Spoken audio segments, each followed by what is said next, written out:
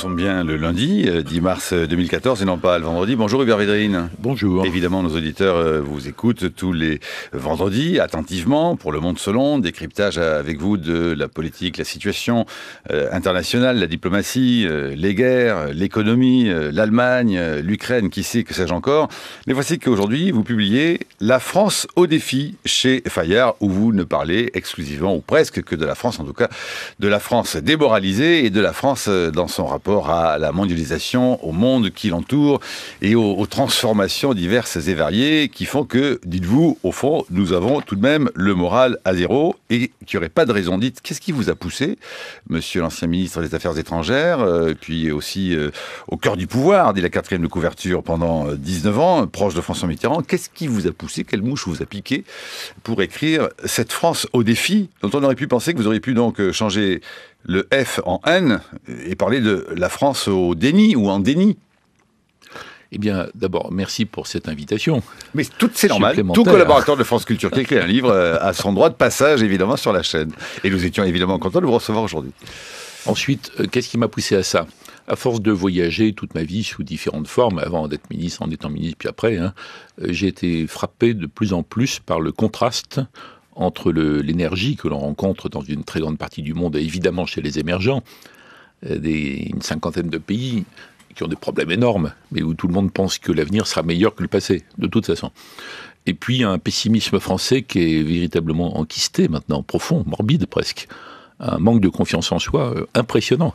Il y a des organismes, notamment américains, qui font des enquêtes mondiales, vous savez, pour comparer le moral des différentes populations, différentes nations. Et les Français sont plus inquiets sur l'avenir de la France que les Afghans sur l'avenir de l'Afghanistan, par exemple, ou les Irakiens sur l'avenir de l'Irak. Bon, quand on voit ça, on se dit il y a quand même un bug, c'est pas normal. Alors donc j'ai pris ce fil et je l'ai relié au fait que c'est particulièrement difficile de réformer en France. Vous voyez, à peu près tous les pays d'Europe ont réformé ou sont en train de réformer ou se sont engagés à réformer disons les dépenses publiques qui sont devenues en Europe beaucoup plus lourdes que partout ailleurs. Donc il faut garder l'essentiel puisque c'est l'État-providence et que personne ne veut revenir dans un monde à la Zola. Mais enfin, il y a une façon de combiner les deux. Dans plein de pays d'Europe, ça a été entamé par des gouvernements de droite ou de gauche poursuivis par les autres. Oui, c'est ce que vous dites. Droite-gauche confondue, quoi qu'il arrive, c'est vraiment un cauchemar de réformer ici. Et l'Allemagne, bon... Enfin oui, d'autres l'ont fait. Donc pourquoi il y a ce manque de confiance en soi?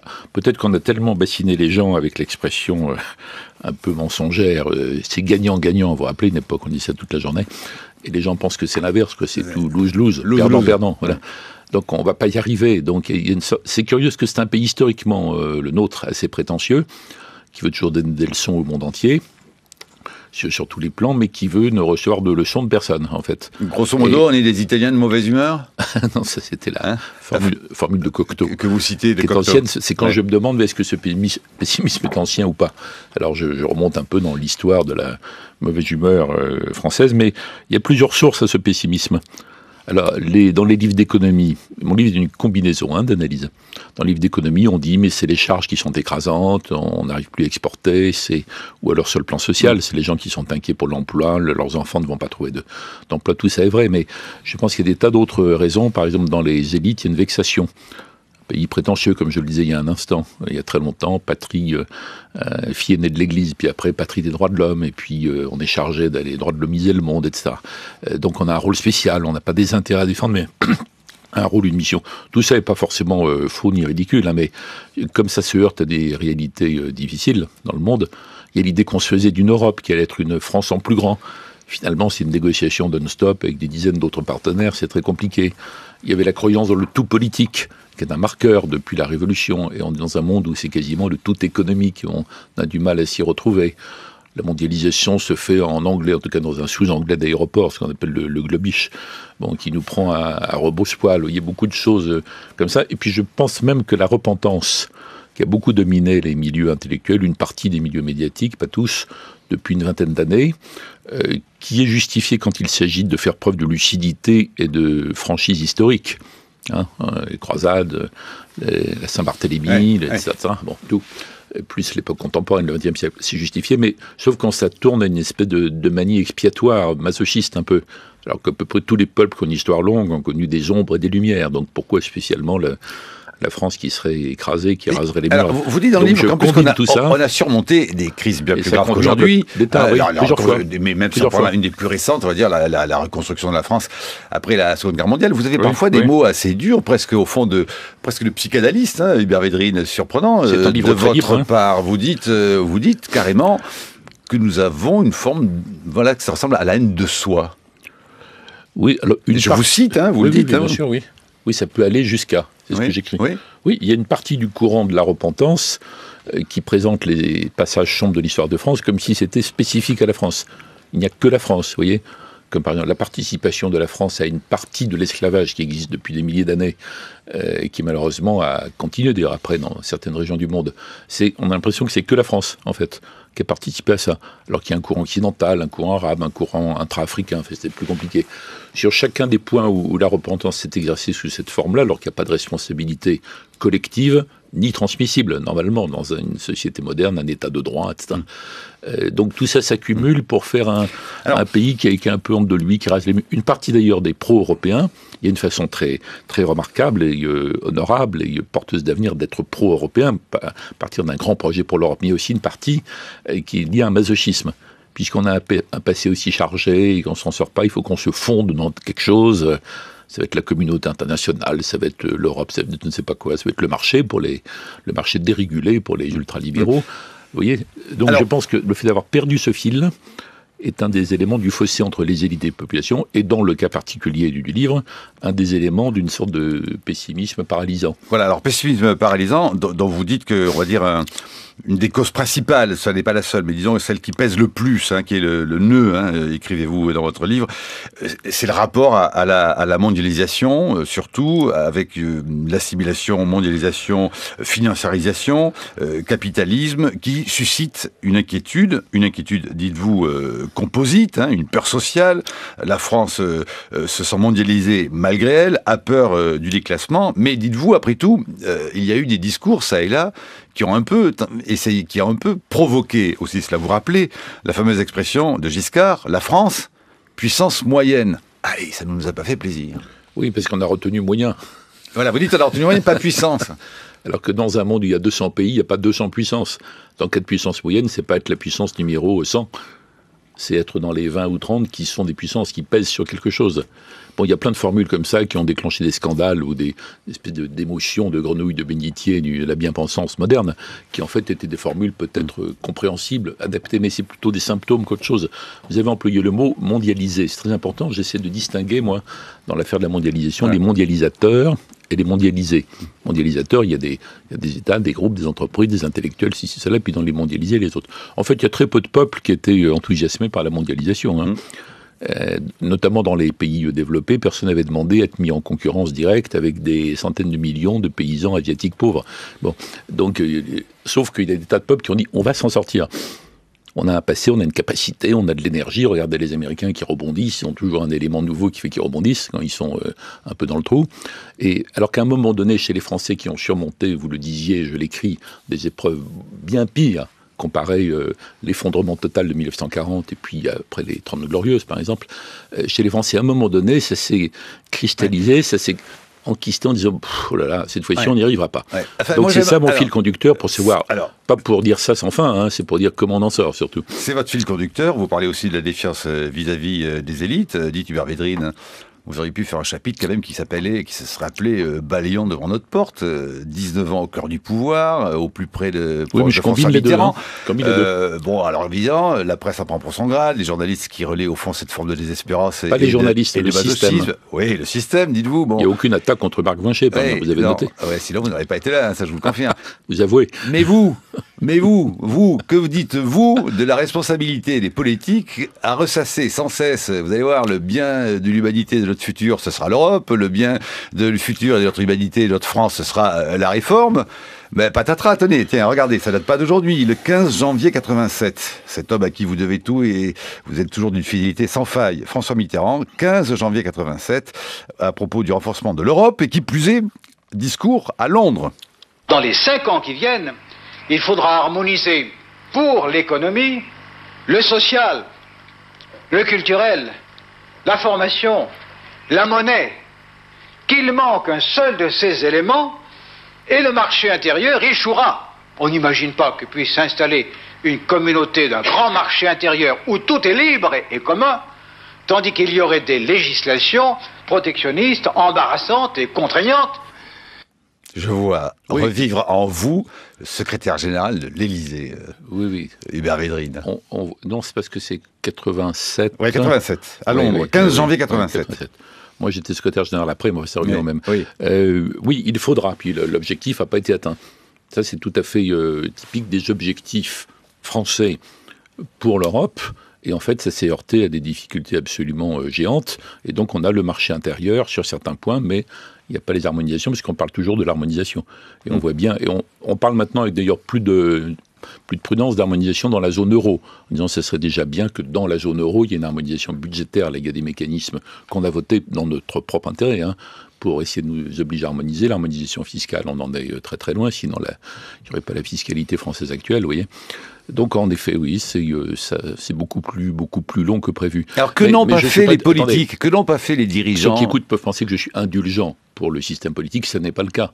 Dans mon chapitre sur le système autobloquant, je parle de la combinaison entre ce qu'est devenu le monde politique et ce qu'est devenu le monde médiatique, excusez-moi, mais surtout les systèmes d'information continue, l'obligation dans laquelle croient être les gens de réagir tout de suite, tac au tac, à n'importe quelle nouvelle non vérifiée, tout cette espèce de système. J'ai dit, ça tue dans l'œuf toute possibilité d'une vraie grande politique de redressement, de rebond. Et je donne d'ailleurs des exemples qui montrent que les hommes politiques ont un énorme travail à faire pour restaurer leur propre dignité. S'ils veulent être de nouveau respectés, il faut qu'ils soient respectables. Et je ne suis pas de moralisme facile. Je parle par exemple des émissions clownesques dans lesquelles les hommes politiques sont traités en guignol, en bouc émissaire. Ça n'a pas d'intérêt. Il y a beaucoup de choses à faire. Je parle de l'idée, mais je la lance. En disant, on parle du cumul des mandats. Ça serait peut-être bien qu'il n'y ait pas des mandats consécutifs, vous voyez, dans certains postes, qui libéreraient les responsables politiques de l'obligation qui condamne vite à la démagogie, d'avoir à se faire réélire dans des mandats en plus qui ont été en général raccourcis. Donc je dis des tas de choses pas forcément faciles à appliquer, de même que ce que je dis sur l'incompatibilité éventuelle entre le fait d'être attaché parlementaire et parlementaire ou ministre. Je pense qu'il faudra un délai entre les deux pour régénérer la classe politique qui est en train de se ratatiner sur elle-même. Il y a des gens qui sont que des professionnels de la politique et qui n'ont plus aucun contact normal avec le monde réel sur aucun plan.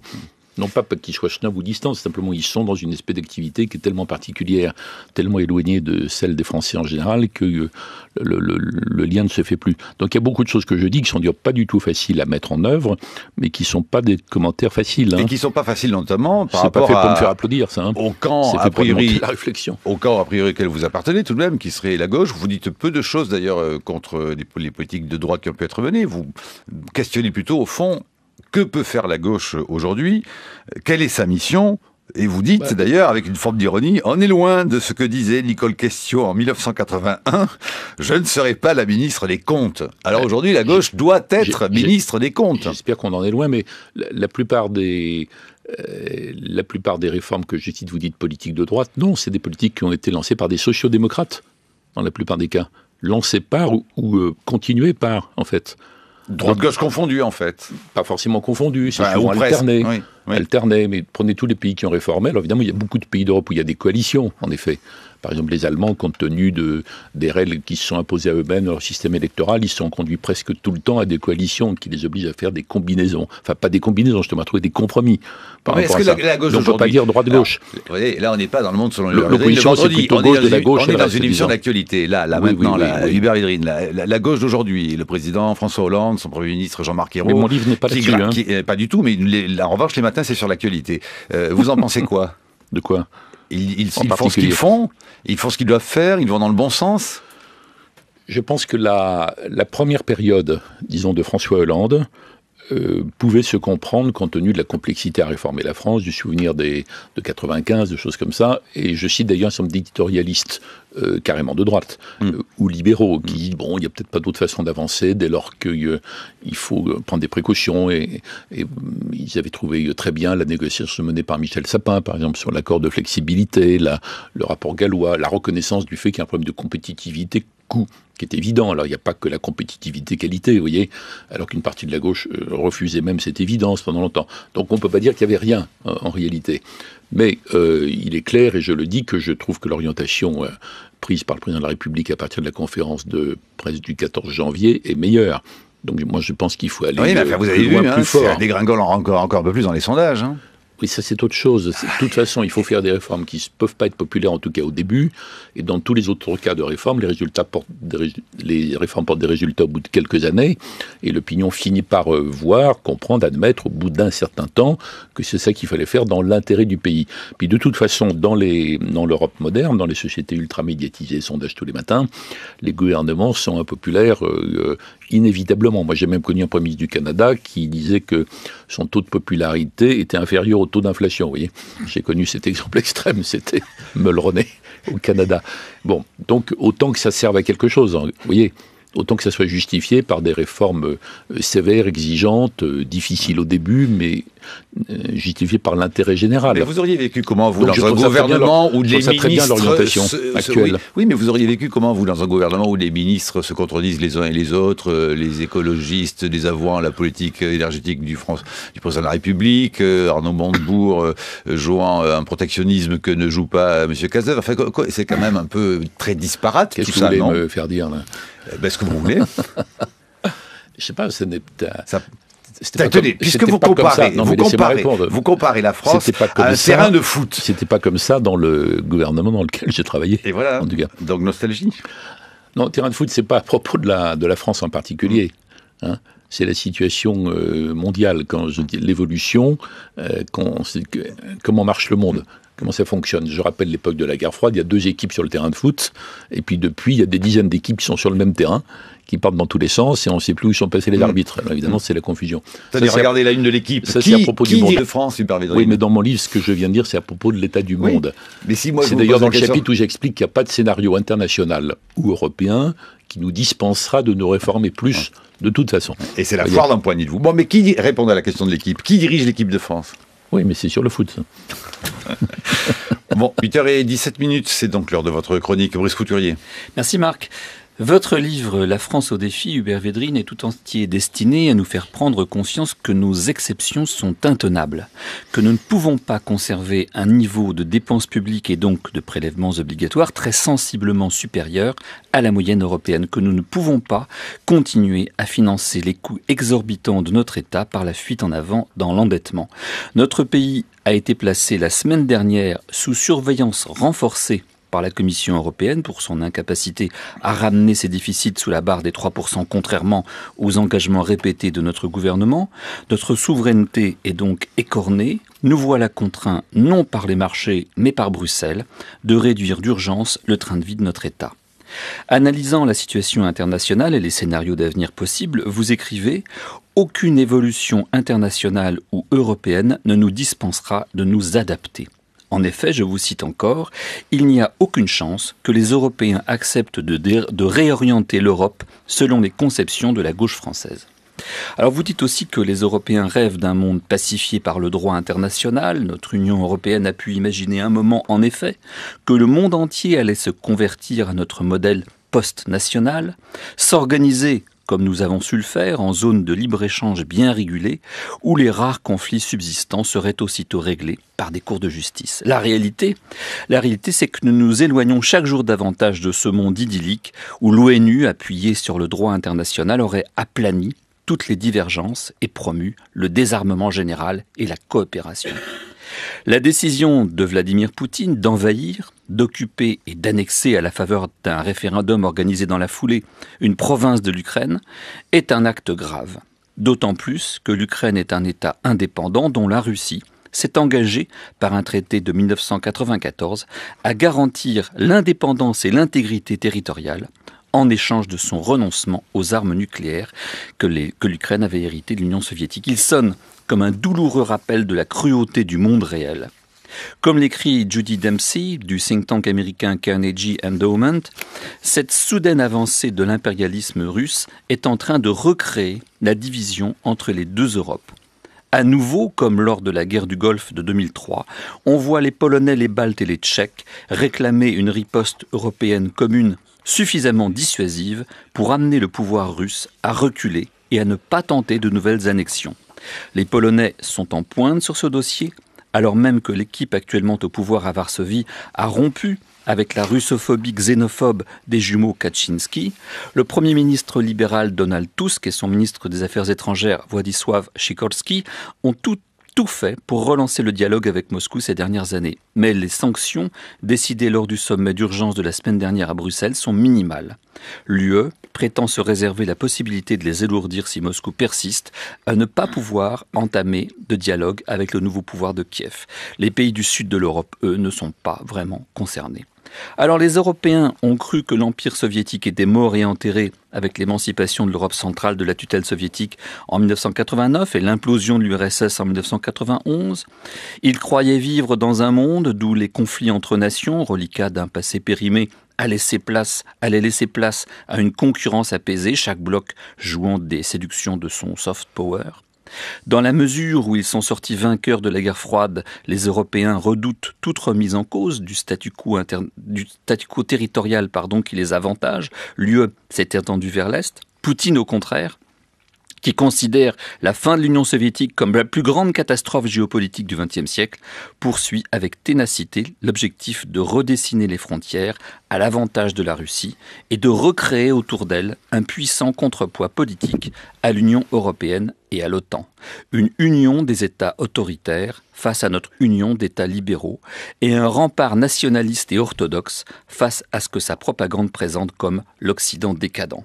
Il utilise le prétexte de la présence de minorités russophones dans les États voisins pour s'arroger le droit d'y intervenir, voire d'en annexer des portions variables. C'est un scénario qu'on a connu dans le passé, la dernière fois dans les années 30. Vous, qui plaidez depuis longtemps pour une politique étrangère réaliste, revenu des utopies kantiennes de paix perpétuelle, vous devez trouver tout cela, la France sous surveillance et la relance des conflits en Europe orientale, bien satisfaisant, puisque ça ne fait que conforter vos idées. Alors vous pouvez vous en réjouir, mais on peut aussi s'en attrister. Quant à l'Ukraine, donc le sujet du jour, qu'est-ce qui vous semble le meilleur scénario? Une neutralisation du pays qui servirait donc de zone tampon entre l'UE et la Russie, ou bien un démantèlement pur et simple dans lequel chacun des blocs prendrait sous sa protection la zone qui l'intéresse, sa zone cliente. La chronique de Brice Couturier à retrouver sur franceculture.fr. Hubert Védrine. D'abord, une réaction à cette petite remarque malicieuse à la fin. C'est pas parce que j'ai toujours dénoncé les dangers de l'irréel politique qui a dominé les idées, les commentaires depuis tellement longtemps, parce que je pense que ça aboutit à des catastrophes beaucoup plus grandes que le réalisme classique, historique, que la réelle politique. C'est pas parce que dans certains cas j'ai le sentiment d'avoir vu juste que je m'en réjouis si le résultat est mauvais. Alors, ça conforte votre pessimisme, votre vision pessimiste de l'histoire. J'ai toujours distingué le pessimisme et la lucidité. Le pessimisme, c'est de voir les choses plus noires qu'elles ne sont, et le réalisme, c'est de les voir comme elles sont, et l'optimisme, c'est de voir les choses meilleures qu'elles ne sont. Bon, donc moi, je me suis toujours vécu comme un réaliste, un lucide actif, jamais comme un pessimiste, dont toute mon action en témoigne. Alors, il y a plusieurs choses dans ce que vous évoquez. Dans le cas de l'Ukraine, naturellement, les procédés d'intimidation utilisés par Poutine ne sont pas défendables, mais les Occidentaux ont commis également beaucoup d'erreurs depuis la fin de l'Union soviétique. D'abord, de traiter la Russie par pertes et profits avec négligence et mépris. Ensuite, d'annoncer sans arrêt l'élargissement de l'OTAN à l'Ukraine. C'était notamment l'administration Bush qui disait ça, alors que c'est absolument pas justifié ni nécessaire et purement provoquant. D'annoncer, ça c'était les Polonais que vous avez cités, l'entrée de la Pologne dans l'Union européenne, alors que l'Europe dans l'état où elle est aujourd'hui, je ne parle pas pour demain ou après-demain, mais est tout à fait incapable de gérer un gros élargissement supplémentaire. Ça a créé des promesses, des attentes du côté des Ukrainiens de bonne foi qui ont été déçues après, alors que du côté russe c'était perçu comme des provocations sans contrepartie. Ça a dû continuer longtemps, parce que quand le gouvernement et le président et le régime pourri de Kiev se sont effondrés, la première mesure, ça a été d'interdire l'usage de la langue russe. C'était rapporté tout de suite, c'était une provocation stupide. Les Occidentaux, non, c'était un signe. C'était un signe qui alimentait la paranoïa d'en face. Mais comme a dit Woody Allen, même les paranoïaques ont des ennemis. Même les paranoïaques ont de vrais ennemis. Vrais ennemis. Bon, donc je pense qu'il y a une maladresse provocante par rapport du côté de l'Occident.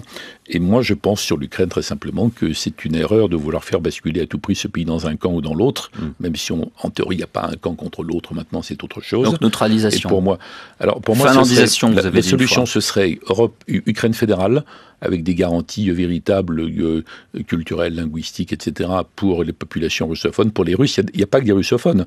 La Crimée, c'est russe, historiquement.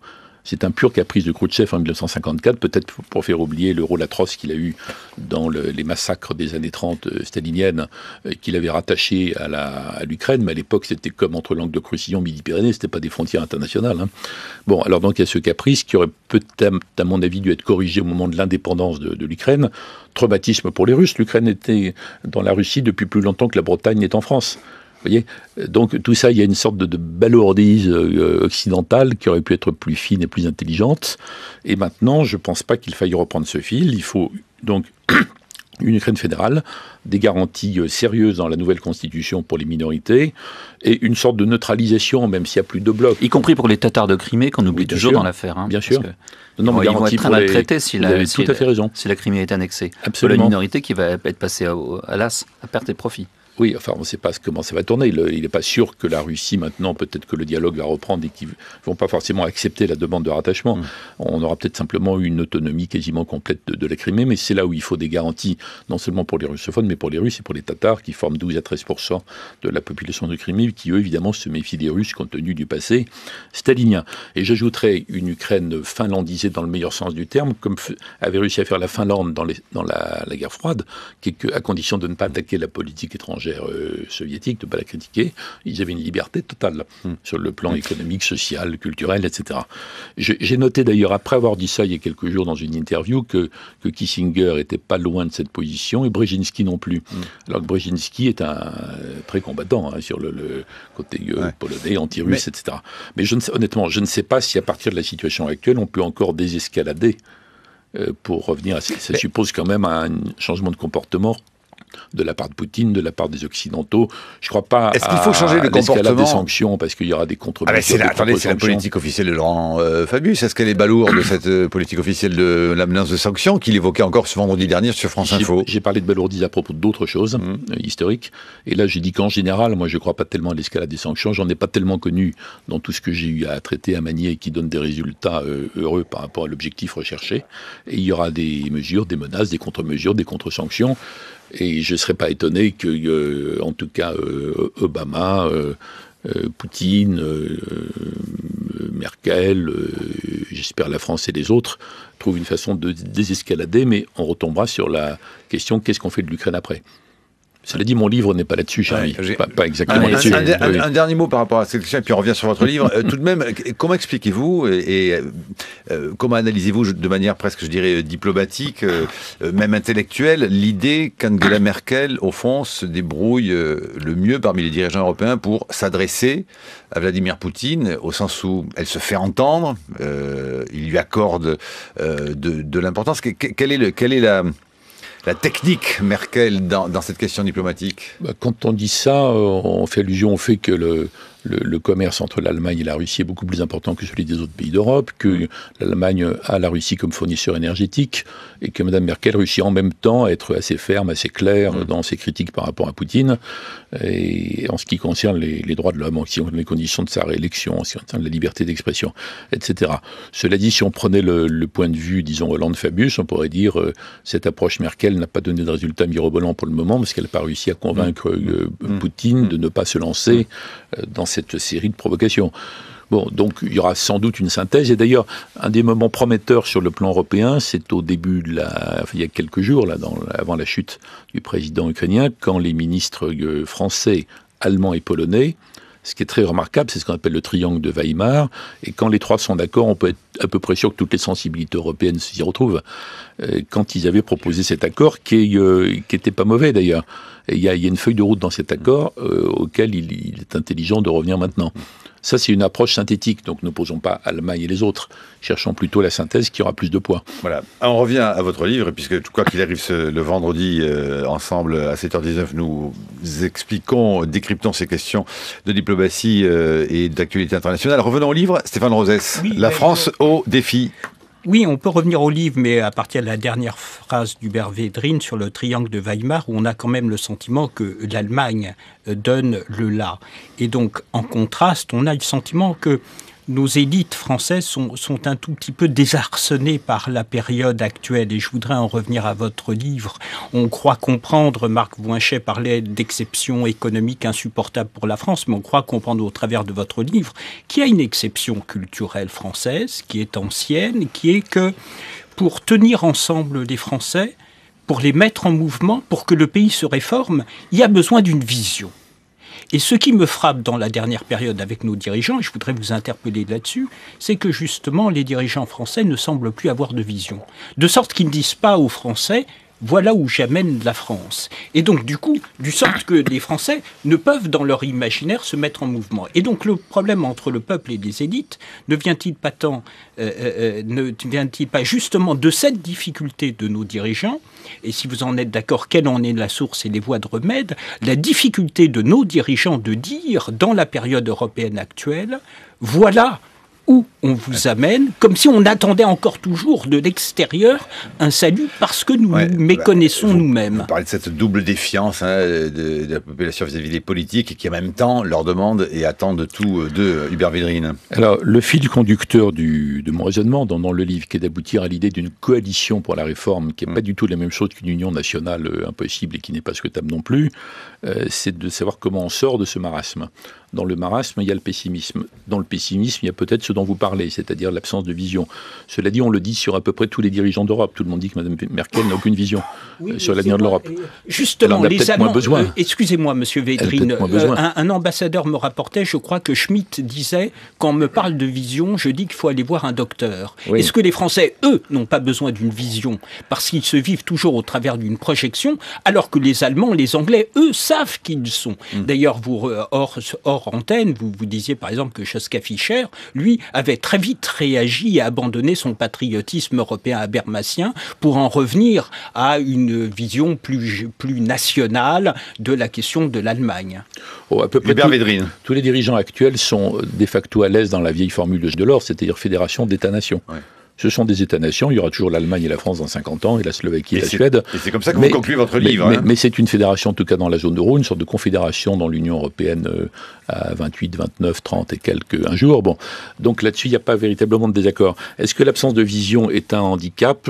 Moi, je dis à plusieurs reprises que... nous sommes handicapés par notre pessimisme. On n'est pas pessimiste à cause de nos handicaps, on est handicapé par le pessimisme. Donc il faut décortiquer les sources du pessimisme.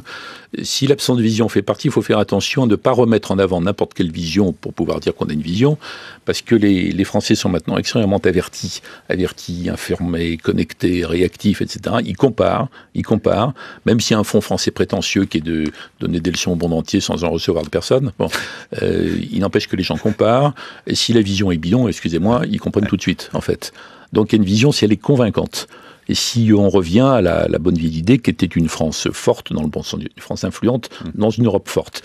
Si on a une bonne idée sur ce mécanisme-là, peut-être qu'on peut faire bouger cette espèce de pessimisme qui s'est enquisté, mais qui relève de plein d'autres courants aussi, économiques, psychologiques, historiques et autres. Faire bouger, réformer, on avait tout à l'heure la métaphore du terrain de foot, pour rendre hommage à un homme que nous aimions beaucoup ici, Gérard Mortier, vous le savez, patron de l'Opéra de Paris, mais pas seulement, du Théâtre Royal de la Monnaie à Bruxelles, du Festival de Salzbourg, de l'Opéra de Madrid. Écoutez comment, et voyant ce que l'on peut adapter, comment Gérard Mortier parlait au fond de la question de la réforme. C'était au micro de l'ami Badou le 2 février 2007 dans les matins de France Culture.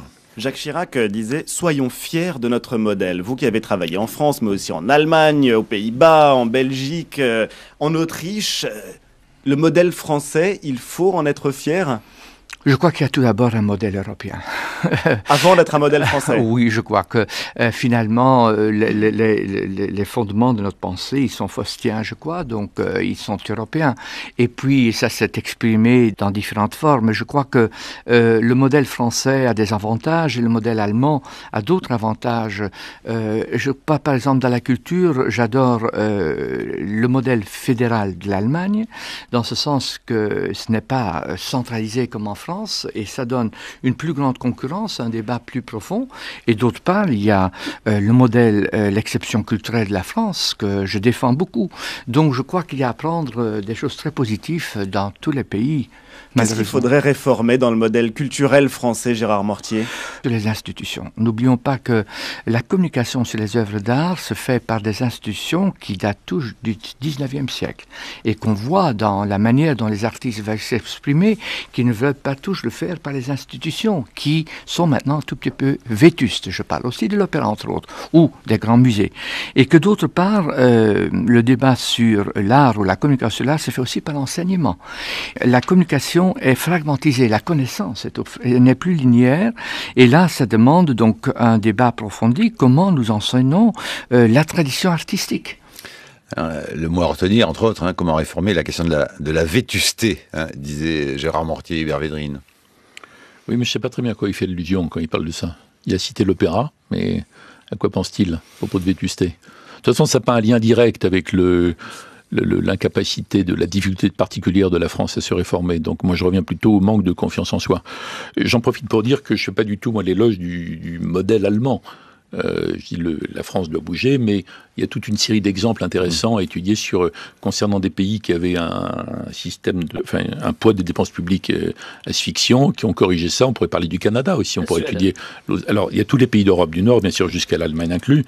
Les pays d'Europe du Sud le font le couteau sous la gorge, mais le font. Regardez l'Espagne, mais aussi l'exemple irlandais. Mais il y a des choses à apprendre aussi des Australiens ou des Néo-Zélandais ou des Canadiens ou d'autres pays. Donc je me centre là-dessus.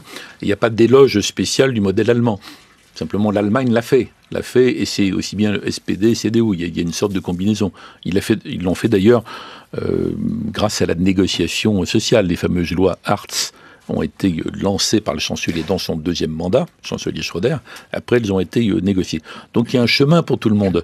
Mais moi, je voudrais dire à travers cet essai qu'il y a un chemin pour la France aussi, pour retrouver confiance en nous. Et que l'Europe ne doit pas nous dispenser de nos propres efforts, écrivez-vous. Parce que même dans les scénarios les plus positifs, en ce qui concerne l'Europe ne nous dispensera pas de faire les réformes, elle les exigera de nous, au contraire.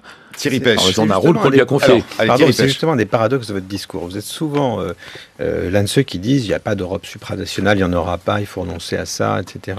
Et en même temps, il suffit de vous écouter, là, depuis 5 minutes, pour constater que l'Europe est là comme une contrainte de réforme, etc., ce que je ne conteste pas. Mais est-ce qu'on peut soutenir les deux positions d'attirer votre attention sur le fait que... Oui, si en même temps, je vous dirai pourquoi. Je finis juste, je ne vais pas être très long. Je tire votre attention sur le fait que depuis la crise de la zone euro, tout ce qu'on observe, c'est une intégration renforcée de l'Europe. La politique monétaire, il y a bien longtemps qu'elle est partie à la BCE. La politique budgétaire, aujourd'hui, va être de plus en plus managée par Bruxelles. On sait très bien que les comportements non coopératifs en matière fiscale bloquent une zone monétaire intégrée. On a vu qu'on a fini par monétiser une partie de la dette des États du Sud, qu'on a fini par renflouer, ce qu'on avait dit qu'on ne ferait jamais. Bref, on a le sentiment que l'Europe, à son corps défendant, sans le dire, ne peut que s'intégrer davantage pour sortir de cette crise et faire qu'elle ne revienne jamais. Je ne parle même pas de l'union bancaire. Et en même temps, on vous écoute et on se dit, il y a plus de... Au fond, est-ce qu'on ne vit pas un fédéralisme ou une fédéralisation désenchantée aujourd'hui? Hubert Védrine. D'abord, vous parlez de la zone euro, là. Exactement. Vous ne parlez pas de l'Europe en général. Deuxièmement, l'Europe, c'est un mot valise. Comme disent les linguistes, ça a toutes sortes de sens différents. Donc, chaque fois, il faut préciser ce qu'on entend par là.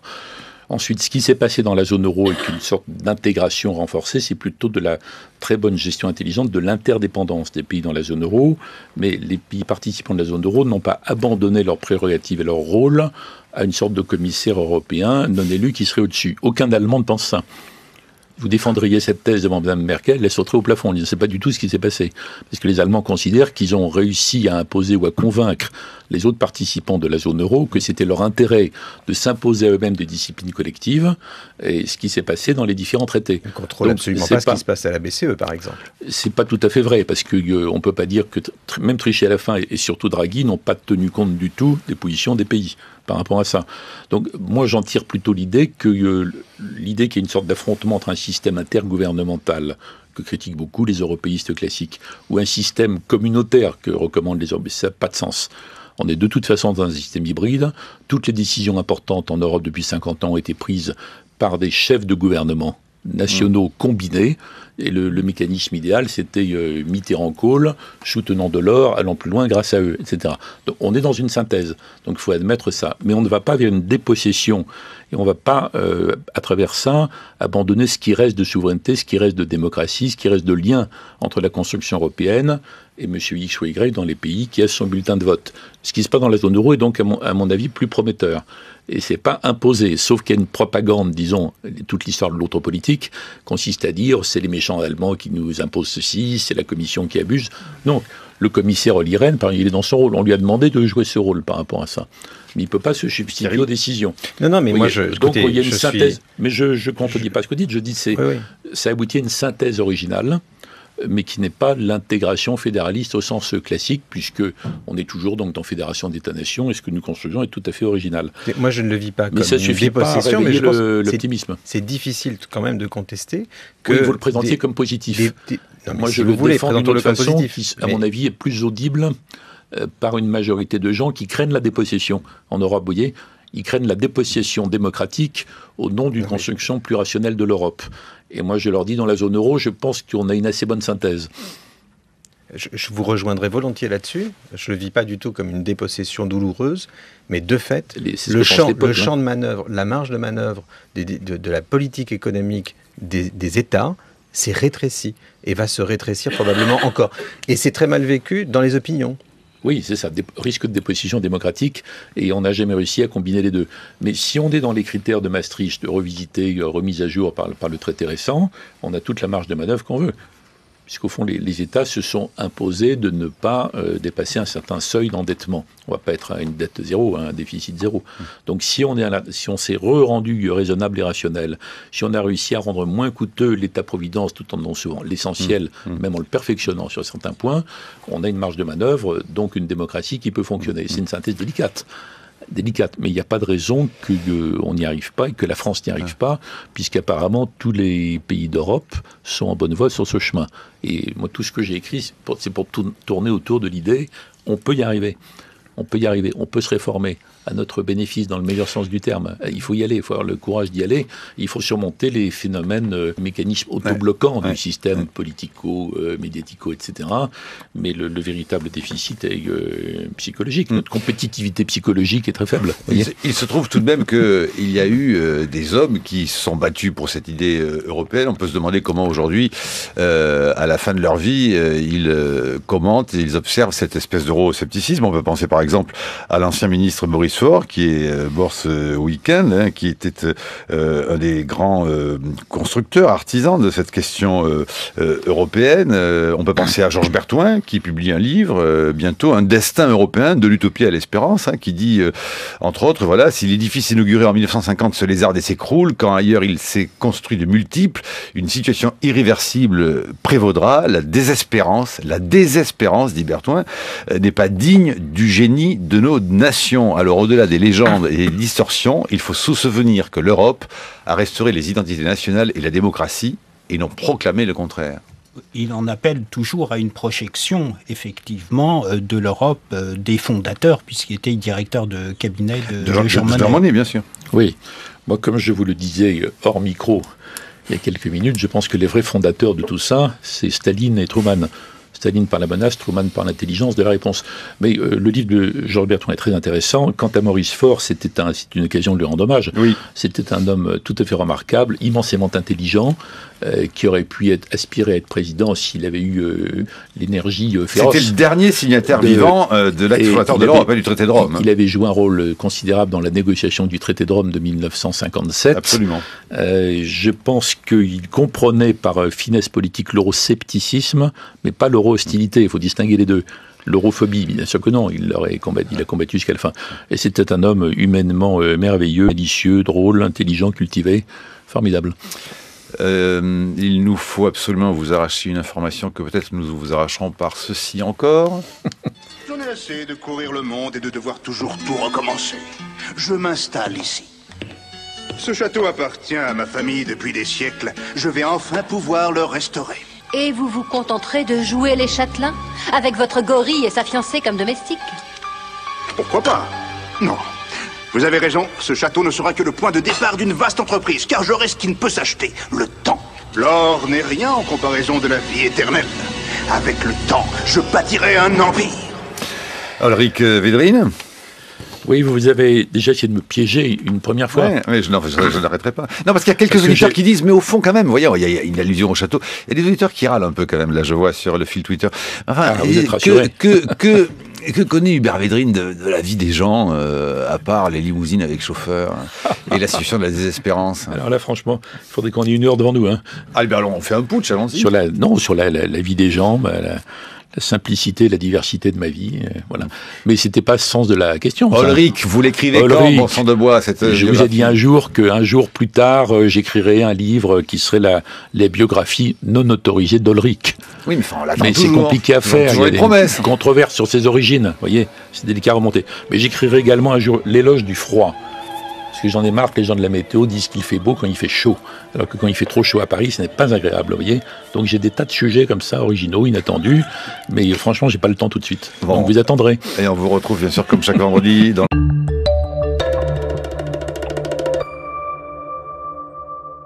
Et je voudrais en revenir à votre livre.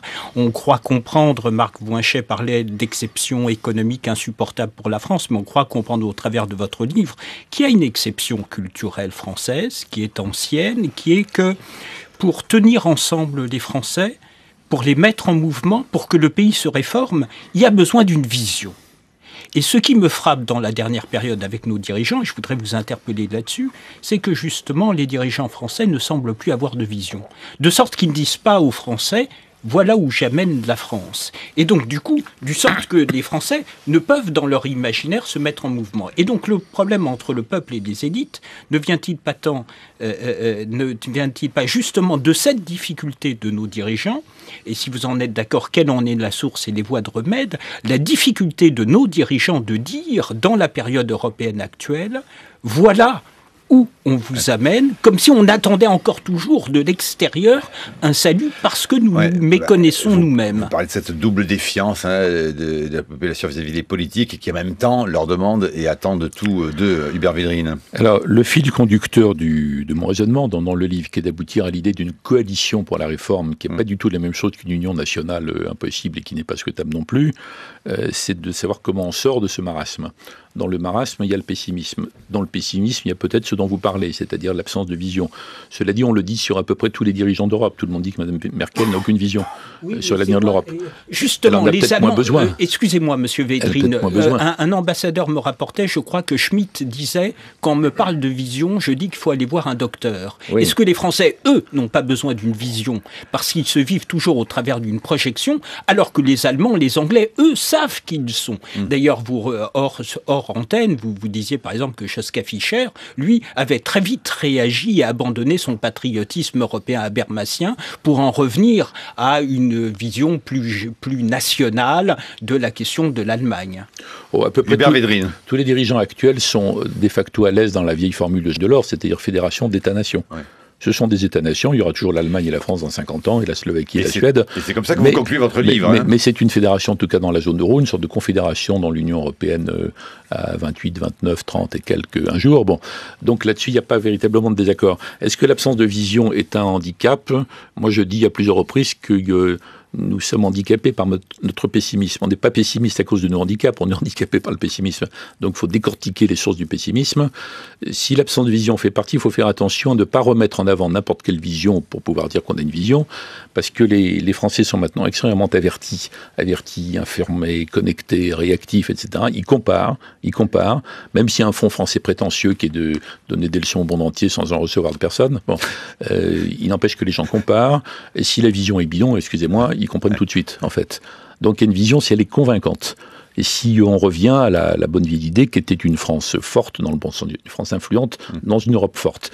Si on a une bonne idée sur ce mécanisme-là, peut-être qu'on peut faire bouger cette espèce de pessimisme qui s'est enquisté, mais qui relève de plein d'autres courants aussi, économiques, psychologiques, historiques et autres. Faire bouger, réformer, on avait tout à l'heure la métaphore du terrain de foot, pour rendre hommage à un homme que nous aimions beaucoup ici, Gérard Mortier, vous le savez, patron de l'Opéra de Paris, mais pas seulement, du Théâtre Royal de la Monnaie à Bruxelles, du Festival de Salzbourg, de l'Opéra de Madrid. Écoutez comment, et voyant ce que l'on peut adapter, comment Gérard Mortier parler au fond de la question de la réforme. C'était au micro de l'ami Badou le 2 février 2007 dans les matins de France Culture.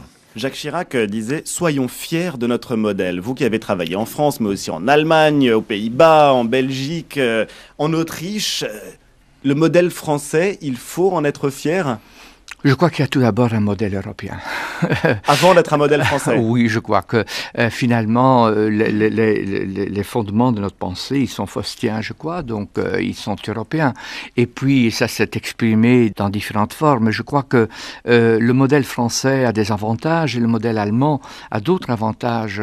Je crois, par exemple, dans la culture, j'adore le modèle fédéral de l'Allemagne, dans ce sens que ce n'est pas centralisé comme en France, et ça donne une plus grande concurrence, un débat plus profond. Et d'autre part, il y a le modèle, l'exception culturelle de la France, que je défends beaucoup. Donc je crois qu'il y a à prendre des choses très positives dans tous les pays. Qu'est-ce qu'il faudrait réformer dans le modèle culturel français, Gérard Mortier ?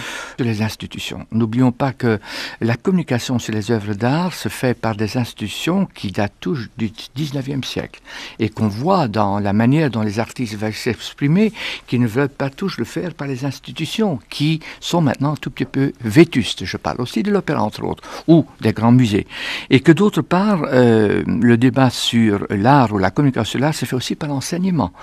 La communication est fragmentisée, la connaissance n'est plus linéaire, et là ça demande donc un débat approfondi, comment nous enseignons la tradition artistique. Alors, le mot à retenir, entre autres, comment réformer la question de la vétusté, disait Gérard Mortier et Hubert Védrine.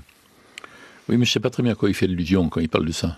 Il a cité l'opéra, mais à quoi pense-t-il à propos de vétusté ? De toute façon, ça n'a pas un lien direct avec l'incapacité, de la difficulté particulière de la France à se réformer. Donc moi je reviens plutôt au manque de confiance en soi. J'en profite pour dire que je ne fais pas du tout l'éloge du modèle allemand. Je dis la France doit bouger, mais il y a toute une série d'exemples intéressants à étudier concernant des pays qui avaient un poids de dépenses publiques asphyxiant, qui ont corrigé ça. On pourrait parler du Canada aussi. On pourrait étudier. Alors, il y a tous les pays d'Europe du Nord, bien sûr, jusqu'à l'Allemagne inclus. Les pays d'Europe du Sud le font le couteau sous la gorge, mais le font. Regardez l'Espagne, mais aussi l'exemple irlandais. Mais il y a des choses à apprendre aussi des Australiens ou des Néo-Zélandais ou des Canadiens ou d'autres pays. Donc je me centre là-dessus. Il n'y a pas d'éloge spécial du modèle allemand. Simplement, l'Allemagne l'a fait, et c'est aussi bien le SPD et CDU. Il y a une sorte de combinaison. Ils l'ont fait d'ailleurs grâce à la négociation sociale. Les fameuses lois Hartz ont été lancées par le chancelier dans son deuxième mandat, le chancelier Schröder. Après, elles ont été négociées. Donc il y a un chemin pour tout le monde. Mais moi, je voudrais dire à travers cet essai qu'il y a un chemin pour la France aussi, pour retrouver confiance en nous. Et que l'Europe ne doit pas nous dispenser de nos propres efforts, écrivez-vous. Parce que même dans les scénarios les plus positifs, en ce qui concerne l'Europe ne nous dispensera pas de faire les réformes, elle les exigera de nous, au contraire. Thierry Pêche. En raison d'un rôle qu'on lui a confié. C'est justement des paradoxes de votre discours. Vous êtes souvent l'un de ceux qui disent il n'y a pas d'Europe supranationale, il n'y en aura pas, il faut renoncer à ça, etc. Et en même temps, il suffit de vous écouter là depuis 5 minutes pour constater que l'Europe est là comme une contrainte de réforme, etc. Ce que je ne conteste pas. Mais est-ce qu'on peut soutenir les deux positions d'attirer votre attention sur le fait si en même temps, je vous dirai pourquoi. Je finis juste, je ne vais pas être très long. Ou bien un démantèlement pur et simple dans lequel chacun des blocs prendrait sous sa protection la zone qui l'intéresse, sa zone cliente. La chronique de Bruce Couturier à retrouver sur franceculture.fr. Hubert Védrine. D'abord, une réaction à cette petite remarque malicieuse à la fin. C'est pas parce que j'ai toujours dénoncé les dangers de l'irréel politique qui a dominé les idées, les commentaires depuis tellement longtemps, parce que je pense que ça aboutit à des catastrophes beaucoup plus grandes que le réalisme classique, historique, que la réelle politique. C'est pas parce que dans certains cas j'ai le sentiment d'avoir vu juste que je m'en réjouis si le résultat est mauvais. Alors, ça conforte votre pessimisme, votre vision pessimiste de l'histoire. J'ai toujours distingué le pessimisme et la lucidité. Le pessimisme, c'est de voir les choses plus noires qu'elles ne sont, et le réalisme, c'est de les voir comme elles sont, et l'optimisme, c'est de voir les choses meilleures qu'elles ne sont. Donc moi, je me suis toujours vécu comme un réaliste, un lucide actif, jamais comme un pessimiste, toute mon action en témoigne. Alors, il y a plusieurs choses dans ce que vous évoquez. Dans le cas de l'Ukraine, naturellement, les procédés d'intimidation utilisés par Poutine ne sont pas défendables, mais les Occidentaux ont commis également beaucoup d'erreurs depuis la fin de l'Union soviétique. D'abord, de traiter la Russie par pertes et profits, avec négligence et mépris. Ensuite, d'annoncer sans arrêt l'élargissement de l'OTAN à l'Ukraine. C'était notamment l'administration Bush qui disait ça, alors que c'est absolument pas justifié ni nécessaire et purement provoquant. D'annoncer, ça c'était les Polonais que vous avez cités, l'entrée de la Pologne dans l'Union européenne, alors que l'Europe dans l'état où elle est aujourd'hui, je ne parle pas pour demain ou après-demain, mais est tout à fait incapable de gérer un gros élargissement supplémentaire. Ça a créé des promesses, des attentes du côté des Ukrainiens de bonne foi qui ont été déçues après, alors que du côté russe c'était perçu comme des provocations sans contrepartie. Ça a dû continuer longtemps, parce que quand le gouvernement et le président et le régime pourri de Kiev se sont effondrés, la première mesure, ça a été d'interdire l'usage de la langue russe. C'était rapporté tout de suite, hein. C'était une provocation stupide. Les Occidentaux, non, c'était un signe. C'était un signe qui alimentait la paranoïa d'en face. Mais comme a dit Woody Allen, même les paranoïaques ont des ennemis. Même les paranoïaques ont de vrais ennemis. Vrais ennemis. Bon, donc je pense qu'il y a une maladresse provocante par rapport du côté de l'Occident. Et moi, je pense sur l'Ukraine très simplement que c'est une erreur de vouloir faire basculer à tout prix ce pays dans un camp ou dans l'autre, même si en théorie il n'y a pas un camp contre l'autre. Maintenant, c'est autre chose. Donc neutralisation. Et pour moi, finlandisation, la solution, ce serait Ukraine fédérale, avec des garanties véritables, culturelles, linguistiques, etc., pour les populations russophones. Pour les Russes, il n'y a pas que des russophones. La Crimée, c'est russe, historiquement. C'est un pur caprice de Khrouchtchev en 1954, peut-être pour faire oublier le rôle atroce qu'il a eu dans les massacres des années 30 staliniennes, qu'il avait rattaché à l'Ukraine, mais à l'époque c'était comme entre Languedoc-Roussillon, Midi-Pyrénées, c'était pas des frontières internationales. Hein. Bon, alors donc il y a ce caprice qui aurait peut-être, à mon avis, dû être corrigé au moment de l'indépendance de l'Ukraine. Traumatisme pour les Russes, l'Ukraine était dans la Russie depuis plus longtemps que la Bretagne est en France. Vous voyez, donc tout ça, il y a une sorte de balourdise occidentale qui aurait pu être plus fine et plus intelligente. Et maintenant, je ne pense pas qu'il faille reprendre ce fil. Il faut donc une Ukraine fédérale, des garanties sérieuses dans la nouvelle constitution pour les minorités, et une sorte de neutralisation, même s'il n'y a plus de blocs. Y compris pour les Tatars de Crimée, qu'on oublie toujours dans l'affaire. Hein, bien sûr. Non, ils vont être très maltraités si la Crimée est annexée. Absolument. Pour la minorité qui va être passée à l'as, à perte et profit. Oui, enfin, on ne sait pas comment ça va tourner. Il n'est pas sûr que la Russie, maintenant, peut-être que le dialogue va reprendre et qu'ils ne vont pas forcément accepter la demande de rattachement. On aura peut-être simplement une autonomie quasiment complète de la Crimée, mais c'est là où il faut des garanties, non seulement pour les russophones, mais pour les Russes et pour les Tatars, qui forment 12 à 13% de la population de Crimée, qui, eux, évidemment, se méfient des Russes compte tenu du passé stalinien. Et j'ajouterais une Ukraine finlandisée dans le meilleur sens du terme, comme avait réussi à faire la Finlande dans la guerre froide, à condition de ne pas attaquer la politique étrangère soviétique, de ne pas la critiquer. Ils avaient une liberté totale sur le plan économique, social, culturel, etc. J'ai noté d'ailleurs, après avoir dit ça il y a quelques jours dans une interview, que Kissinger n'était pas loin de cette position, et Brzezinski non plus. Alors que Brzezinski est un très combattant sur le côté polonais, anti-russe, etc. Mais honnêtement, je ne sais pas si à partir de la situation actuelle, on peut encore désescalader pour revenir à ça. Ça suppose quand même un changement de comportement de la part de Poutine, de la part des Occidentaux. Je ne crois pas Est-ce qu'il faut changer le comportement des sanctions, parce qu'il y aura des contre-mesures. Attendez, c'est la politique officielle de Laurent Fabius. Est-ce qu'elle est balourde de cette politique officielle de la menace de sanctions qu'il évoquait encore ce vendredi dernier sur France Info? J'ai parlé de balourdise à propos d'autres choses historiques. Et là, j'ai dit qu'en général, moi, je ne crois pas tellement à l'escalade des sanctions. J'en ai pas tellement connu dans tout ce que j'ai eu à traiter, à manier, qui donne des résultats heureux par rapport à l'objectif recherché. Et il y aura des mesures, des menaces, des contre-mesures, des contre-sanctions.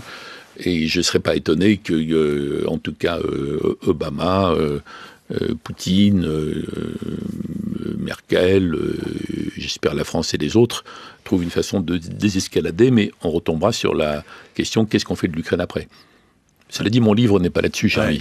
Pas exactement là-dessus. Un dernier mot par rapport à cette question, et puis on revient sur votre livre. Tout de même, comment expliquez-vous et comment analysez-vous de manière presque, je dirais, diplomatique, même intellectuelle, l'idée qu'Angela Merkel, au fond, se débrouille le mieux parmi les dirigeants européens pour s'adresser à Vladimir Poutine, au sens où elle se fait entendre, il lui accorde de l'importance. Quelle est la technique Merkel dans cette question diplomatique? Quand on dit ça, on fait allusion au fait que le commerce entre l'Allemagne et la Russie est beaucoup plus important que celui des autres pays d'Europe, que l'Allemagne a la Russie comme fournisseur énergétique, et que Mme Merkel réussit en même temps à être assez ferme, assez claire dans ses critiques par rapport à Poutine, et en ce qui concerne les droits de l'homme, en ce qui concerne les conditions de sa réélection, en ce qui concerne la liberté d'expression, etc. Cela dit, si on prenait le point de vue, disons, Hollande-Fabius, on pourrait dire cette approche Merkel n'a pas donné de résultat mirobolant pour le moment, parce qu'elle n'a pas réussi à convaincre Poutine de ne pas se lancer dans cette série de provocations. Bon, donc il y aura sans doute une synthèse. Et d'ailleurs, un des moments prometteurs sur le plan européen, c'est au début il y a quelques jours, avant la chute du président ukrainien, quand les ministres français, allemands et polonais, ce qui est très remarquable, c'est ce qu'on appelle le triangle de Weimar. Et quand les trois sont d'accord, on peut être à peu près sûr que toutes les sensibilités européennes s'y retrouvent. Quand ils avaient proposé cet accord, qui était pas mauvais d'ailleurs. Et il y a une feuille de route dans cet accord auquel il est intelligent de revenir maintenant. Ça, c'est une approche synthétique, donc ne posons pas Allemagne et les autres. Cherchons plutôt la synthèse qui aura plus de poids. Voilà. On revient à votre livre, puisque quoi qu'il arrive le vendredi, ensemble, à 7h19, nous décryptons ces questions de diplomatie et d'actualité internationale. Revenons au livre. Stéphane Rosès, oui, La France au défi. Oui, on peut revenir au livre, mais à partir de la dernière phrase d'Hubert Védrine sur le triangle de Weimar, où on a quand même le sentiment que l'Allemagne donne le là. Et donc, en contraste, on a le sentiment que nos élites françaises sont un tout petit peu désarçonnées par la période actuelle. Expression de Giscard, la France, puissance moyenne. Allez, ça ne nous a pas fait plaisir. Oui, parce qu'on a retenu moyen. Voilà, vous dites on a retenu moyen, pas puissance. Alors que dans un monde où il y a 200 pays, il n'y a pas 200 puissances. Dans 4 puissances moyennes, c'est pas être la puissance numéro 100. C'est être dans les 20 ou 30 qui sont des puissances qui pèsent sur quelque chose. Bon, il y a plein de formules comme ça qui ont déclenché des scandales ou des espèces d'émotions de grenouilles de bénitier de la bien-pensance moderne, qui en fait étaient des formules peut-être compréhensibles, adaptées, mais c'est plutôt des symptômes qu'autre chose. Vous avez employé le mot mondialisé, c'est très important. J'essaie de distinguer, moi, dans l'affaire de la mondialisation, les mondialisateurs et les mondialisés. Mondialisateurs, il y a des États, des groupes, des entreprises, des intellectuels, ceci, cela, puis dans les mondialisés, les autres. En fait, il y a très peu de peuples qui étaient enthousiasmés par la mondialisation, hein. Notamment dans les pays développés, personne n'avait demandé à être mis en concurrence directe avec des centaines de millions de paysans asiatiques pauvres. Bon, donc, sauf qu'il y a des tas de peuples qui ont dit on va s'en sortir. On a un passé, on a une capacité, on a de l'énergie. Regardez les Américains qui rebondissent, ils ont toujours un élément nouveau qui fait qu'ils rebondissent quand ils sont un peu dans le trou. Et alors qu'à un moment donné, chez les Français qui ont surmonté, vous le disiez, je l'écris, des épreuves bien pires, comparer l'effondrement total de 1940 et puis après les 30 Glorieuses, par exemple, chez les Français, à un moment donné, ça s'est cristallisé, ça s'est enquisté en disant oh là là, cette fois-ci on n'y arrivera pas. Ouais. Enfin, donc c'est ça mon fil conducteur pour savoir, pas pour dire ça sans fin, hein, c'est pour dire comment on en sort surtout. C'est votre fil conducteur, vous parlez aussi de la défiance vis-à-vis des élites, dit Hubert Védrine. Vous auriez pu faire un chapitre quand même qui se serait appelé Balayons devant notre porte, 19 ans au cœur du pouvoir, au plus près de François Mitterrand.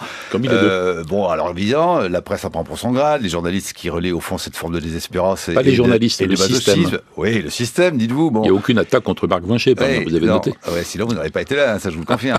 Vous avouez. Mais vous, que vous dites-vous de la responsabilité des politiques à ressasser sans cesse, vous allez voir, le bien de l'humanité de notre futur, ce sera l'Europe, le bien de futur de notre humanité, de notre France, ce sera la réforme. Mais patatras, tenez, tiens, regardez, ça date pas d'aujourd'hui, le 15 janvier 87. Cet homme à qui vous devez tout et vous êtes toujours d'une fidélité sans faille, François Mitterrand, 15 janvier 87, à propos du renforcement de l'Europe et qui plus est, discours à Londres. Dans les 5 ans qui viennent, il faudra harmoniser pour l'économie, le social, le culturel, la formation, la monnaie, qu'il manque un seul de ces éléments et le marché intérieur échouera. On n'imagine pas que puisse s'installer une communauté d'un grand marché intérieur où tout est libre et commun, tandis qu'il y aurait des législations protectionnistes, embarrassantes et contraignantes. Je vois revivre en vous le secrétaire général de l'Élysée, Hubert Védrine. Non, c'est parce que c'est 87. Oui, 87, à Londres, 15 janvier 87. Moi, j'étais secrétaire général après, moi, ça revient au même. Oui, il faudra, puis l'objectif n'a pas été atteint. Ça, c'est tout à fait typique des objectifs français pour l'Europe. Et en fait, ça s'est heurté à des difficultés absolument géantes. Et donc, on a le marché intérieur sur certains points, mais Il n'y a pas les harmonisations, parce qu'on parle toujours de l'harmonisation. Et on voit bien, et on parle maintenant avec d'ailleurs plus de prudence d'harmonisation dans la zone euro, en disant que ce serait déjà bien que dans la zone euro, il y ait une harmonisation budgétaire. Là, il y a des mécanismes qu'on a votés dans notre propre intérêt, pour essayer de nous obliger à harmoniser. L'harmonisation fiscale, on en est très très loin, sinon il n'y aurait pas la fiscalité française actuelle, vous voyez. Donc en effet, oui, c'est beaucoup plus long que prévu. Alors que n'ont pas fait les politiques, que n'ont pas fait les dirigeants? Ceux qui écoutent peuvent penser que je suis indulgent pour le système politique, ce n'est pas le cas. Dans mon chapitre sur le système autobloquant, je parle de la combinaison entre ce qu'est devenu le monde politique et ce qu'est devenu le monde médiatique, excusez-moi, mais surtout les systèmes d'information continue, l'obligation dans laquelle se croient être les gens de réagir tout de suite, tac au tac, à n'importe quelle nouvelle non vérifiée, tout cette espèce de système. Je dis, ça tue dans l'œuf toute possibilité d'une vraie grande politique de redressement, de rebond. Et je donne d'ailleurs des exemples qui montrent que les hommes politiques ont un énorme travail à faire pour restaurer leur propre dignité. S'ils veulent être de nouveau respectés, il faut qu'ils soient respectables. Et je ne suis pas de moralisme facile. Je parle par exemple des émissions clownesques dans lesquelles les hommes politiques sont traités en guignol, en bouc émissaire. Ça n'a pas d'intérêt. Il y a beaucoup de choses à faire. Je parle de l'idée, mais je la lance. En disant, on parle du cumul des mandats. Ça serait peut-être bien qu'il n'y ait pas des mandats consécutifs, vous voyez, dans certains postes, qui libéreraient les responsables politiques de l'obligation qui condamne vite à la démagogie, d'avoir à se faire réélire dans des mandats en plus qui ont été en général raccourcis. Donc je dis des tas de choses pas forcément faciles à appliquer, de même que ce que je dis sur l'incompatibilité éventuelle entre le fait d'être attaché parlementaire et parlementaire ou ministre. Je pense qu'il faudra un délai entre les deux pour régénérer la classe politique qui est en train de se ratatiner sur elle-même. Il y a des gens qui sont que des professionnels de la politique et qui n'ont plus aucun contact normal avec le monde réel sur aucun plan. Non pas qu'ils soient snobs ou distants, simplement ils sont dans une espèce d'activité qui est tellement particulière, tellement éloignée de celle des Français en général, que le lien ne se fait plus. Donc il y a beaucoup de choses que je dis qui sont d'ailleurs pas du tout faciles à mettre en œuvre, mais qui ne sont pas des commentaires faciles. Et qui ne sont pas faciles notamment par rapport à... C'est pas fait pour me faire applaudir, ça. Au camp, a priori, la réflexion. Au camp, a priori, auquel vous appartenez tout de même, qui serait la gauche. Vous dites peu de choses d'ailleurs contre les politiques de droite qui ont pu être menées. Vous questionnez plutôt au fond... Que peut faire la gauche aujourd'hui? Quelle est sa mission? Et vous dites d'ailleurs, avec une forme d'ironie, on est loin de ce que disait Nicole Questiot en 1981, je ne serai pas la ministre des Comptes. Alors aujourd'hui, la gauche doit être ministre des Comptes. J'espère qu'on en est loin, mais la plupart des réformes que je cite, vous dites politiques de droite, non, c'est des politiques qui ont été lancées par des sociodémocrates, dans la plupart des cas. Lancées par ou continuées par, en fait. Droite-gauche confondue, en fait. Pas forcément confondue, c'est souvent alterné. Oui. Alterné, mais prenez tous les pays qui ont réformé. Alors évidemment, il y a beaucoup de pays d'Europe où il y a des coalitions, en effet. Par exemple, les Allemands, compte tenu des règles qui se sont imposées à eux-mêmes, leur système électoral, ils se sont conduits presque tout le temps à des coalitions qui les obligent à faire des combinaisons. Enfin, pas des combinaisons, justement, à trouver des compromis. Est-ce que la gauche on ne peut pas dire droite-gauche. Là, on n'est pas dans le monde selon l'opposition, c'est plutôt gauche de la gauche. On est dans une émission d'actualité. Là, maintenant, Hubert Védrine, la gauche d'aujourd'hui, le président François Hollande, son Premier ministre Jean-Marc Ayrault. Mais mon livre n'est pas là-dessus. Pas du tout, mais en revanche, les matins, c'est sur l'actualité. Vous en pensez quoi? De quoi? Ils font ce qu'ils font, ils font ce qu'ils doivent faire, ils vont dans le bon sens. Je pense que la première période, disons, de François Hollande pouvait se comprendre compte tenu de la complexité à réformer la France, du souvenir de 95, de choses comme ça. Et je cite d'ailleurs un certain nombre d'éditorialistes carrément de droite ou libéraux qui disent bon, il n'y a peut-être pas d'autre façon d'avancer dès lors qu'il faut prendre des précautions. Et ils avaient trouvé très bien la négociation menée par Michel Sapin, par exemple, sur l'accord de flexibilité, le rapport gallois, la reconnaissance du fait qu'il y a un problème de compétitivité coût qui est évident. Alors, il n'y a pas que la compétitivité-qualité, vous voyez, alors qu'une partie de la gauche refusait même cette évidence pendant longtemps. Donc, on ne peut pas dire qu'il n'y avait rien, en réalité. Mais il est clair, et je le dis, que je trouve que l'orientation prise par le président de la République à partir de la conférence de presse du 14 janvier est meilleure. Donc, moi, je pense qu'il faut aller vous avez loin, vu, plus fort. Ça dégringole encore un peu plus dans les sondages. Oui, ça c'est autre chose. De toute façon, il faut faire des réformes qui ne peuvent pas être populaires, en tout cas au début. Et dans tous les autres cas de réformes, les réformes portent des résultats au bout de quelques années. Et l'opinion finit par voir, comprendre, admettre au bout d'un certain temps que c'est ça qu'il fallait faire dans l'intérêt du pays. Puis de toute façon, dans l'Europe moderne, dans les sociétés ultra-médiatisées, sondages tous les matins, les gouvernements sont impopulaires inévitablement. Moi, j'ai même connu un Premier ministre du Canada qui disait que son taux de popularité était inférieur au taux d'inflation. Vous voyez, j'ai connu cet exemple extrême, c'était Mulroney au Canada. Bon, donc autant que ça serve à quelque chose, hein, vous voyez. Autant que ça soit justifié par des réformes sévères, exigeantes, difficiles au début, mais justifiées par l'intérêt général. Mais vous auriez vécu comment, vous, dans un gouvernement où les ministres... très bien l'orientation actuelle. Oui, mais vous auriuriez vécu comment, vous, dans un gouvernement où les ministres se contredisent les uns et les autres, les écologistes, les avouant la politique énergétique du président de la République, Arnaud Montebourg jouant un protectionnisme que ne joue pas M. Cazeneuve. Enfin, c'est quand même un peu très disparate. Qu'est-ce que vous voulez me faire dire, là ? Ce que vous voulez. Je sais pas, ce n'est pas...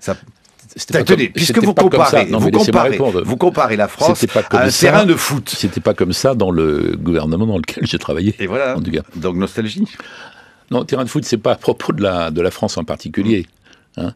C'est la situation mondiale, quand je dis l'évolution, comment marche le monde.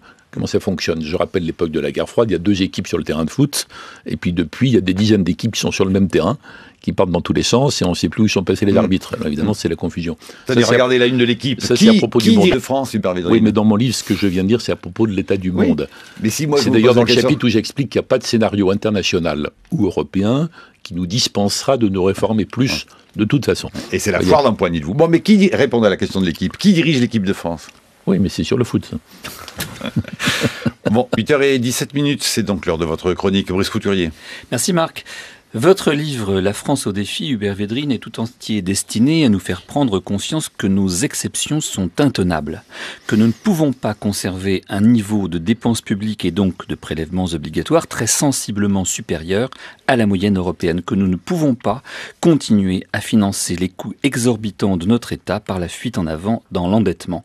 Notre pays a été placé la semaine dernière sous surveillance renforcée par la Commission européenne pour son incapacité à ramener ses déficits sous la barre des 3%, contrairement aux engagements répétés de notre gouvernement.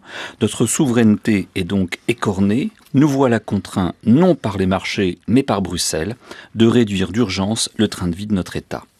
Analysant la situation internationale et les scénarios d'avenir possibles, vous écrivez « Aucune évolution internationale ou européenne ne nous dispensera de nous adapter ». En effet, je vous cite encore, « Il n'y a aucune chance que les Européens acceptent de réorienter l'Europe selon les conceptions de la gauche française. » Alors vous dites aussi que les Européens rêvent d'un monde pacifié par le droit international. Notre Union européenne a pu imaginer un moment, en effet, que le monde entier allait se convertir à notre modèle post-national, s'organiser comme nous avons su le faire, en zone de libre-échange bien régulée, où les rares conflits subsistants seraient aussitôt réglés par des cours de justice. La réalité, c'est que nous nous éloignons chaque jour davantage de ce monde idyllique où l'ONU, appuyée sur le droit international, aurait aplani toutes les divergences et promu le désarmement général et la coopération.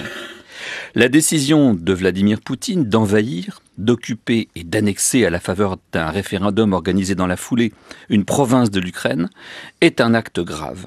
D'autant plus que l'Ukraine est un État indépendant dont la Russie s'est engagée par un traité de 1994 à garantir l'indépendance et l'intégrité territoriale en échange de son renoncement aux armes nucléaires que l'Ukraine avait hérité de l'Union soviétique. Il sonne comme un douloureux rappel de la cruauté du monde réel.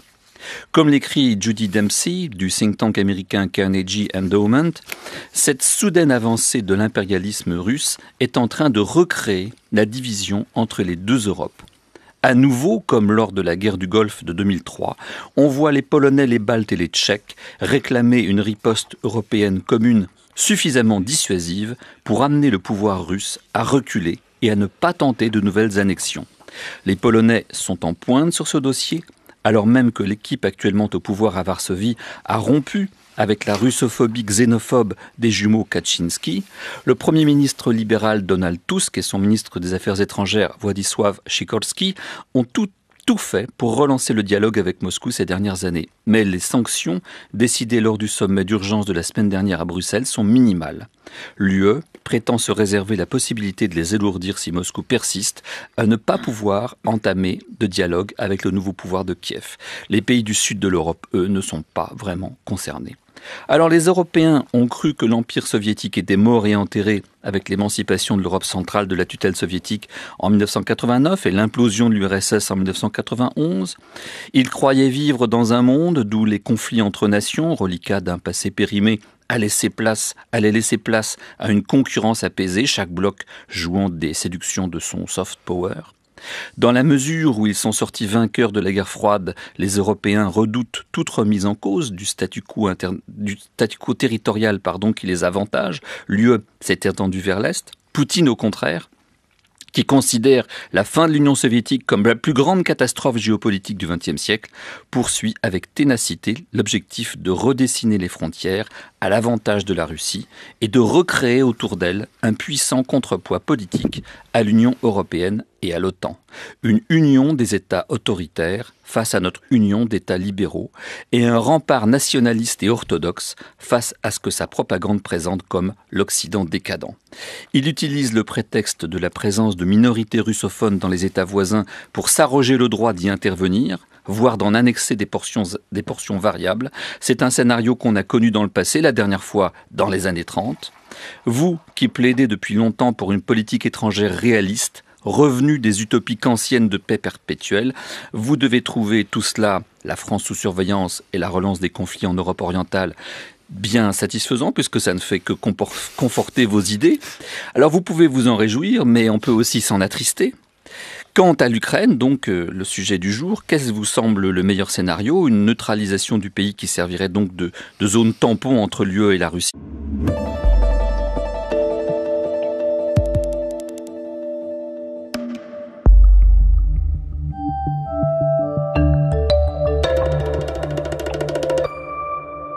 Nous sommes bien le lundi 10 mars 2014 et non pas le vendredi. Bonjour Hubert Védrine. Bonjour. Évidemment, nos auditeurs vous écoutent tous les vendredis attentivement pour Le Monde selon, décryptage avec vous de la politique, la situation internationale, la diplomatie, les guerres, l'économie, l'Allemagne, l'Ukraine, qui sait, que sais-je encore. Mais voici qu'aujourd'hui, vous publiez La France au défi chez Fayard, où vous ne parlez exclusivement, ou presque que de la France, en tout cas, de la France démoralisée et de la France dans son rapport à la mondialisation, au monde qui l'entoure et aux transformations diverses et variées qui font que, dites-vous, au fond, nous avons tout de même le moral à zéro et qu'il n'y aurait pas de raison. Dites, qu'est-ce qui vous a poussé, monsieur l'ancien ministre des Affaires étrangères, puis aussi au cœur du pouvoir, dès la 4e de couverture pendant 19 ans, proche de François Mitterrand, qu'est-ce qui vous a poussé, quelle mouche vous a piqué pour écrire cette France au défi, dont on aurait pu penser que vous auriez pu donc changer le F en N et parler de la France au déni ou en déni? Eh bien, d'abord, merci pour cette invitation. Mais c'est normal. Tout collaborateur de France Culture qui écrit un livre a son droit de passage, évidemment, sur la chaîne. Et nous étions évidemment contents de vous recevoir aujourd'hui. Ensuite, qu'est-ce qui m'a poussé à ça? À force de voyager toute ma vie sous différentes formes, avant d'être ministre, en étant ministre, puis après, j'ai été frappé de plus en plus par le contraste entre l'énergie que l'on rencontre dans une très grande partie du monde, et évidemment chez les émergents, une cinquantaine de pays qui ont des problèmes énormes, mais où tout le monde pense que l'avenir sera meilleur que le passé, de toute façon. Et puis un pessimisme français qui est véritablement enquisté maintenant, profond, morbide presque. Un manque de confiance en soi impressionnant. Il y a des organismes, notamment américains, qui font des enquêtes mondiales, vous savez, pour comparer le moral des différentes populations, différentes nations. Et les Français sont plus inquiets sur l'avenir de la France que les Afghans sur l'avenir de l'Afghanistan, par exemple, ou les Irakiens sur l'avenir de l'Irak. Bon, quand on voit ça, on se dit, il y a quand même un bug, c'est pas normal.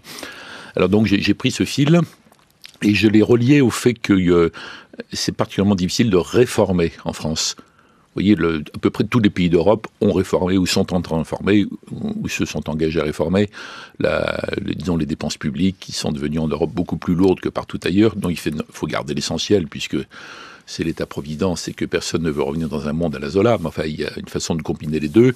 Dans plein de pays d'Europe, ça a été entamé par des gouvernements de droite ou de gauche poursuivis par les autres. Oui, c'est ce que vous dites. Droite-gauche confondue, quoi qu'il arrive, c'est vraiment un cauchemar de réformer ici. Et l'Allemagne, bon... enfin oui, d'autres l'ont fait. Donc pourquoi il y a ce manque de confiance en soi?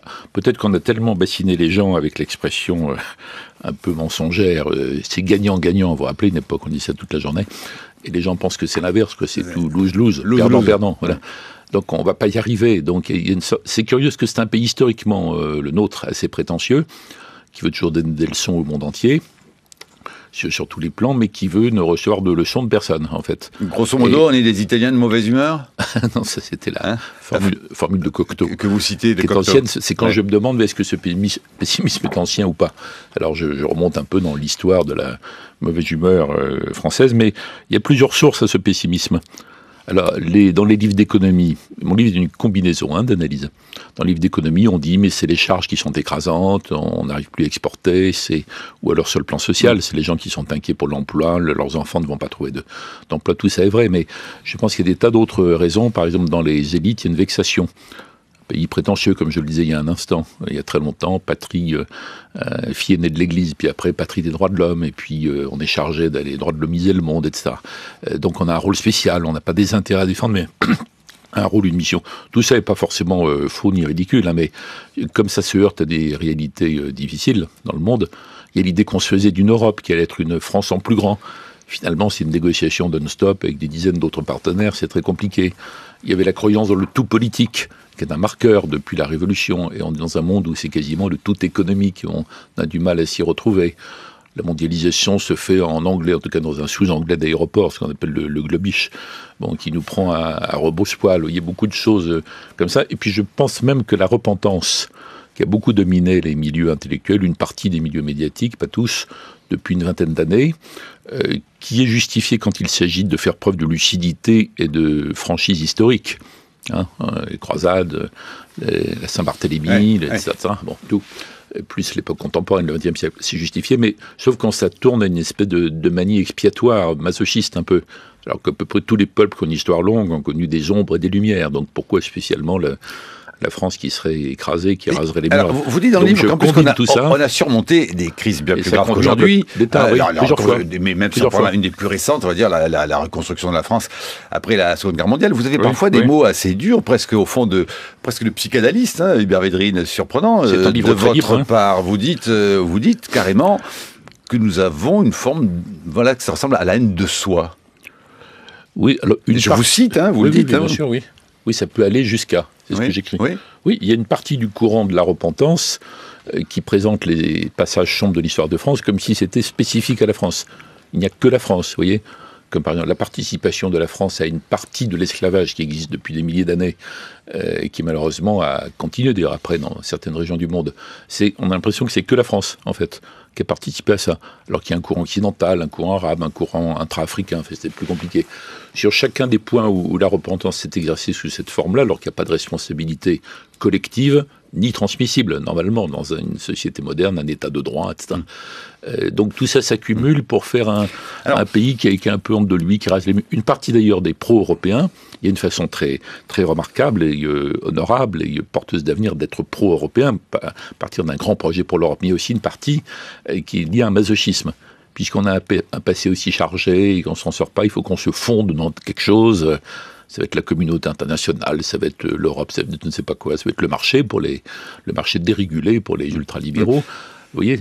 Donc je pense que le fait d'avoir perdu ce fil est un des éléments du fossé entre les élites et les populations, et dans le cas particulier du livre, un des éléments d'une sorte de pessimisme paralysant. Voilà, alors pessimisme paralysant, dont vous dites que, on va dire, une des causes principales, ça n'est pas la seule, mais disons celle qui pèse le plus, qui est le nœud, écrivez-vous dans votre livre, c'est le rapport à la mondialisation, surtout avec l'assimilation, mondialisation, financiarisation, capitalisme, qui suscite une inquiétude, dites-vous, composite, une peur sociale. La France se sent mondialisée malgré elle, a peur du déclassement, mais dites-vous, après tout, il y a eu des discours, ça et là, qui ont un peu provoqué aussi cela. Vous rappelez la fameuse